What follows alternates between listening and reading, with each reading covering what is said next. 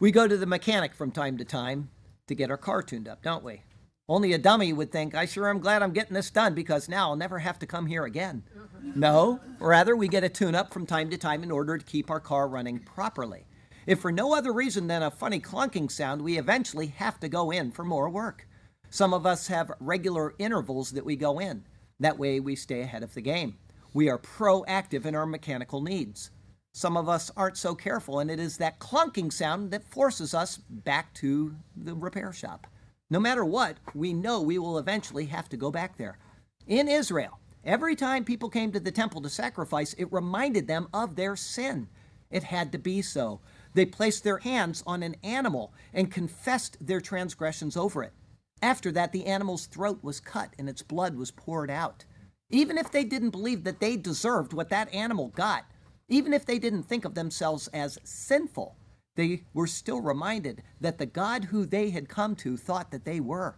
There could be no mistaking this as the thing twitched and writhed until it was emptied of its lifeblood. These sacrifices were there to remind them of this, and they were required often enough that they were to never forget it. Each year they would go to Jerusalem on the Day of Atonement. They would also make sacrifices at other times and for other reasons. Each time they made one, they could think, gee, I did this before, and here I am again. I guess I must need a spiritual tune-up.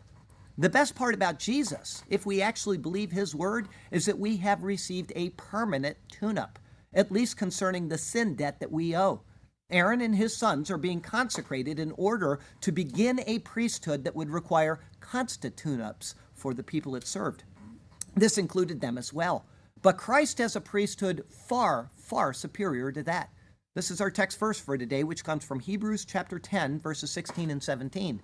This is the covenant that I will make with them after those days, says the Lord. I will put my laws into their hearts, and in their minds I will write them. Then he adds, their sins and their lawless deeds I will remember no more. Now where there is a remission of these, there is no longer an offering for sin. It is a marvel, and it is a wonder. Jesus Christ's sacrifice took care of the sin debt once and forever. It is, as he said with his dying words on the cross, finished. Now in Christ there is remission of sin, and there is no longer an offering for sin. We have full pardon, full redemption, and eternal salvation. As we continue with the consecration rites, which will be expected for Aaron and his sons, let us remember this. It's all to be found in his superior word. And so let's turn to that precious word once again. And may God speak to us through his word today. And may his glorious name ever be praised.